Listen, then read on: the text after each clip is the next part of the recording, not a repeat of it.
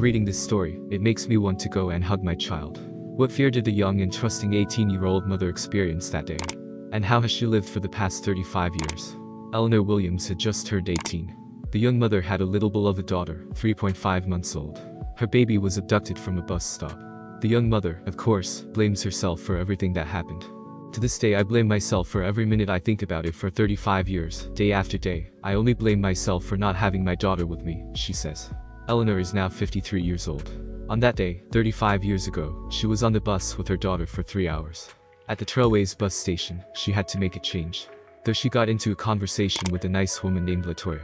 She talked about her little daughter and how she was on her way home. Latoya did not look more than 20 years old. The girls talked for a long time. At that moment Eleanor realized that it was time for the girl to change her diaper. I didn't want to let the baby go to the bathroom with her, but she was so cute. I just said yes, but in my heart I didn't want to at all, Eleanor laments. Eleanor never saw her daughter April again.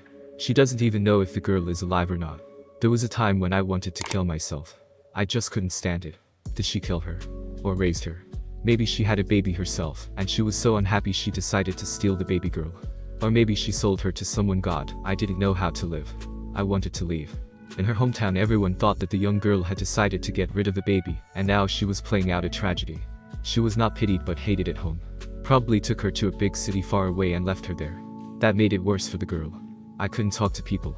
They openly asked me to my face what I had done to my daughter, how I was not ashamed. Ashamed?